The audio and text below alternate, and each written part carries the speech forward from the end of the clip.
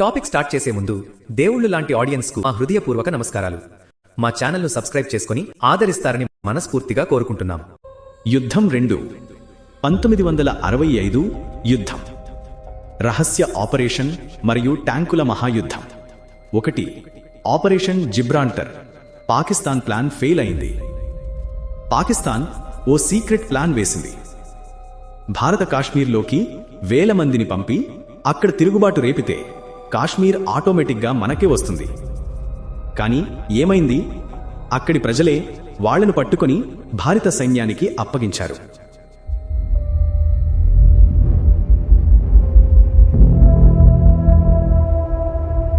2 ఇప్పటి వరకు జరిగిన అతిపెద్ద ట్యాంక్ యుద్ధం.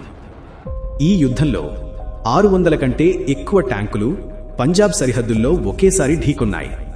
ఇది రెండవ ప్రపంచ యుద్ధం తర్వాత అత్యంత పెద్ద ట్యాంక్ యుద్ధంగా పేరు పొందింది.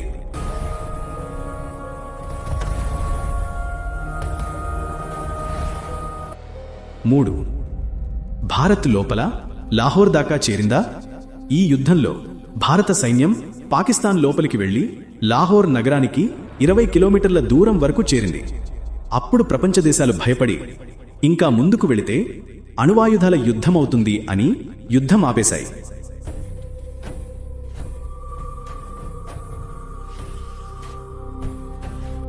యుద్ధం 3 1971 బంగ్లాదేశ్ యుద్ధం.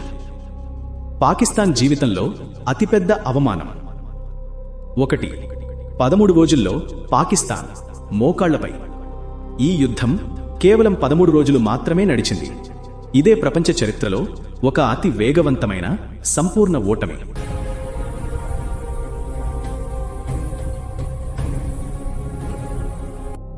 2 90,000 మందికి పైగా పాకిస్తాన్ సైన్యం లొంగిపోయింది.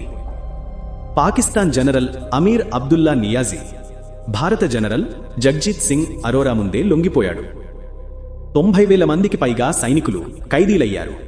ఇది ప్రపంచ చరిత్రలోనే అతిపెద్ద సైనికుల సరెండర్.